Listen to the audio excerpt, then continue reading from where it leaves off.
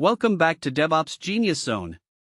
Today we are covering Docker security best practices every engineer must follow, and if you are working in DevOps or trying to break into the field, especially in the US job market, this is exactly the kind of knowledge that separates candidates who get callbacks from those who do not. Whether you are completely new to this or you are looking to go deeper, stay with me because the last section covers real-world production details that most tutorials never talk about. Here is what we are going to cover today. We will start with why Docker security best practices every engineer must follow is so important in 2025 and what problem it actually solves. Then we will go deep into the core concepts, how it works under the hood, how to get started correctly, the best practices used at companies like Google, Netflix, and Amazon, the most common mistakes engineers make, and a real production example showing the actual business impact. Let us get into it. Section 1: Why Docker security best practices every engineer must follow matters in the US job market right now. Docker is the containerization technology that powers modern cloud infrastructure at companies like Netflix, Amazon, and Google. Every DevOps engineer in the US job market is expected to know Docker deeply. According to job market data, roles requiring Docker security best practices every engineer must follow skills have seen significant growth in postings year over year. Engineers with hands-on production experience with this technology consistently command salaries 15 to 25% higher than their peers. If you are targeting roles at US tech companies, FAANG, startups, or enterprises, this is not optional knowledge anymore. It is table stakes. And if you already have some experience with it, this video is going to help you understand it the way a senior engineer does, which is exactly what US hiring managers are screening for.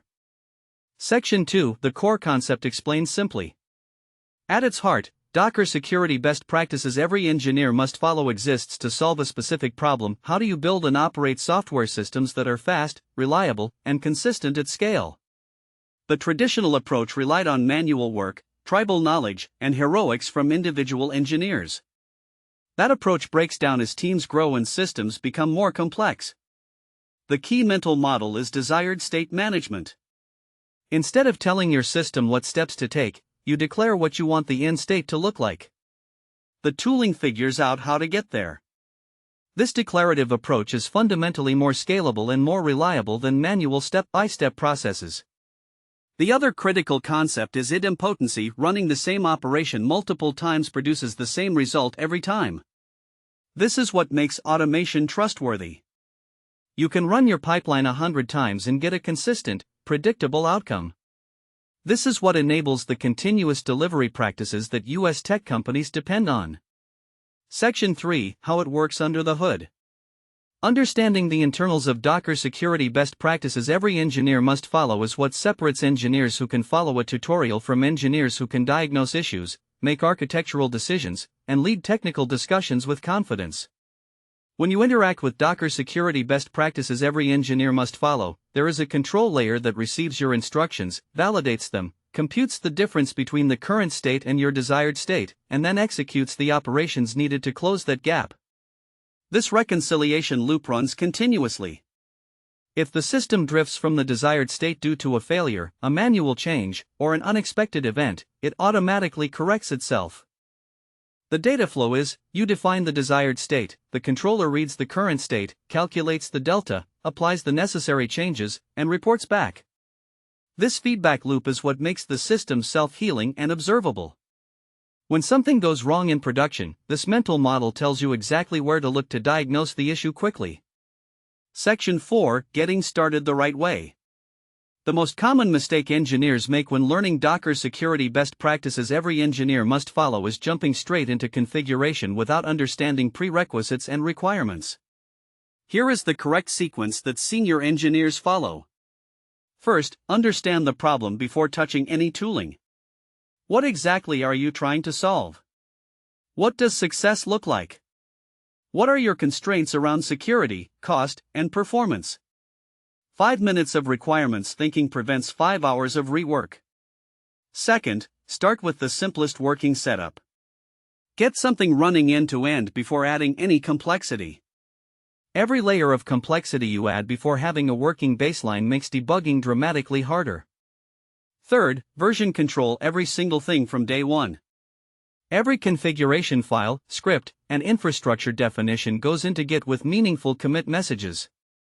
This creates history, enables code review, and makes rollbacks trivial. Fourth, build observability in from the start.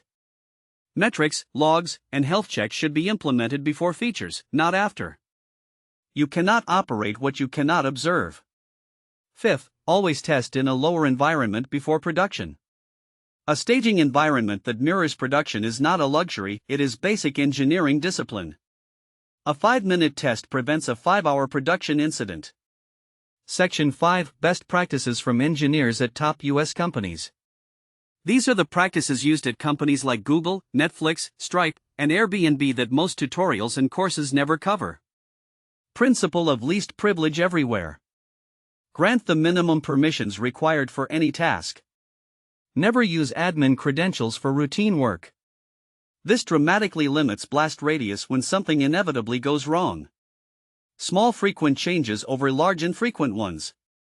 Small changes are easier to test, easier to review, easier to roll back, and cause smaller incidents when they fail. This is the foundation of continuous delivery culture.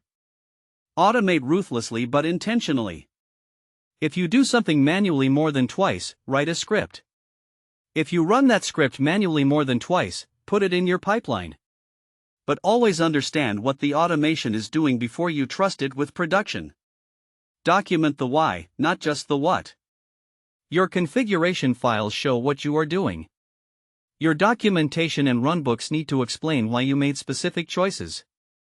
That context becomes invisible to anyone reading the code in 6 months. Monitor your automation as carefully as your applications. CI/CD pipelines, deployment systems, and infrastructure automation all need alerting. Silent failures in automation are particularly dangerous because no one notices until something breaks in production. Section 6, Common mistakes and how to avoid them. Mistake 1, skipping the planning phase. The urge to start building immediately leads to rework, technical debt, and architectural decisions that are painful to reverse. Mistake 2, treating security as an afterthought. In the US, regulatory requirements, compliance audits, and the cost of breaches make security-first thinking essential from day one. Mistake 3, not handling failures gracefully. Every automated step needs error handling. What happens when the network is down? When a resource already exists? When a dependency fails? Build for failure from the beginning. Mistake 4, over-engineering before you have real requirements. Build the simplest thing that solves the problem.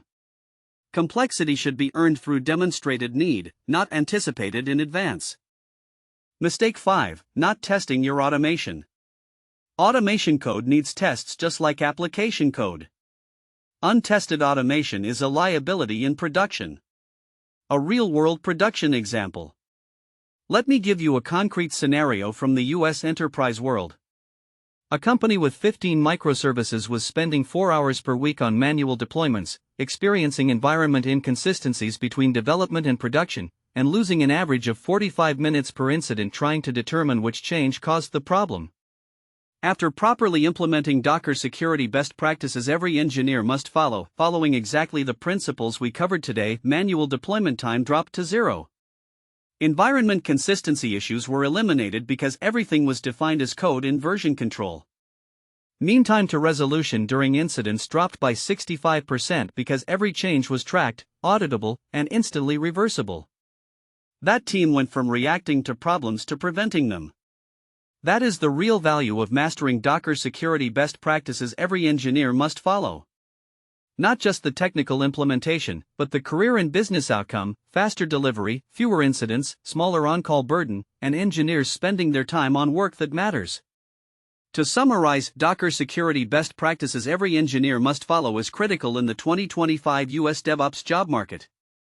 The foundational concepts are desired state management, the reconciliation loop, and idempotency. Start right by understanding requirements before touching configuration, and version control everything. Follow the best practices around least privilege, small changes, automation, and documentation.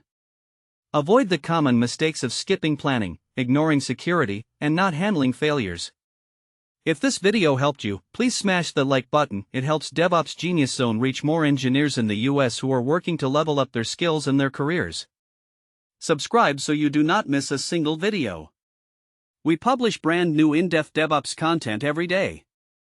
Drop your questions in the comments. I personally read and respond to all of them. See you tomorrow.